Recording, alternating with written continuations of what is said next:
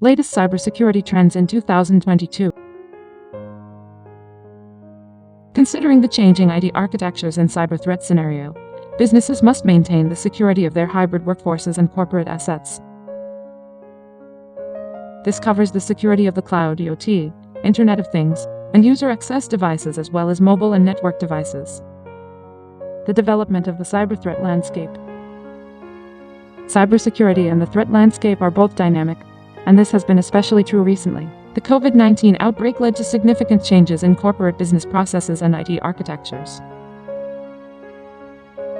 Cyber threat actors have benefited from these adjustments by focusing their attacks on remote access, cloud computing, and other solutions embraced as part of the new security reality.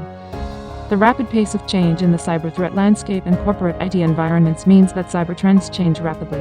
Let us discuss the leading cyber trends of 2022. 1. Security consolidation. 2. Mesh architecture. 3. Developer-first security. 4. Cloud-native application protection platform, CNAPP. 5. Increase in managed services. 6. Least privilege access. 7. Hybrid data centers.